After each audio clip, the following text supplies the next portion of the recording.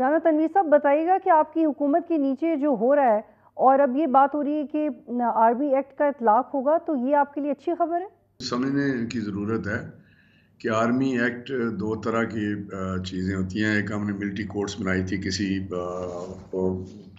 कुछ टाइम गुजर गया है, some time back in past कोई हमने कोई की थी उस वजह टेररिज्म बहुत ज़्यादा था 2015 में।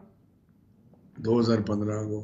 लेकिन अभी ये जो वाक़यात हुए हैं इनकी मुख्तलिफ नोयत है और मुख्तलिफ उसके मतलब कोई आर्मी एक्ट कोई नया नहीं है, आर्मी एक्ट है और वो लागू है कंटोनमेंट एरिया में। अगर कोई वहाँ पे ऐसे वाक़यात होते हैं डिफेंस रिलेटेड, जो इंस्टॉलेशन है हमारी, या कोई उनके घर हैं, कोर कमांडर का जिस तरह घर है या GHQ है, तो वहाँ पे डोमेन ही उनकी फ़ौजियों की है, वहाँ पे उनके कानून कायदे लगते हैं।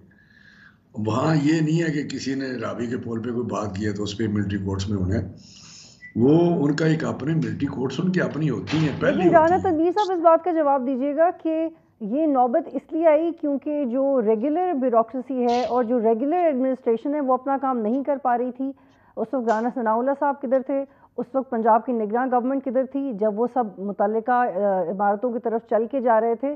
तो इसमें आप ये समझते हैं कि ये एक डिस्ट्रस्ट है की निशानी है मिलिट्री कोर्ट्स की तरफ जाना, क्योंकि जो रेगुलर अदालतें हैं उन पर तो एतबार नहीं है कि इंसाफ आएगा या कोई ऐसा फैसला आएगा कि ऐसे वाक़यात से बचा जा सके। तो ये जिम्मेदारी तो आप लोगों पे आती है।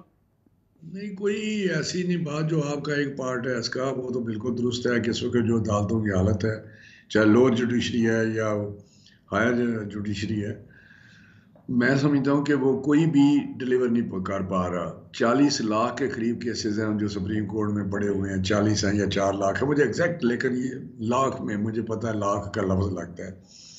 और वहाँ पे जो आम लिटिगेंट है उनके लिए तो वो काम नहीं हो रहा, सियासी फैसले लेके बैठ जाते हैं। नीचे भी यही हाल है, करप्शन बेइंतहा है।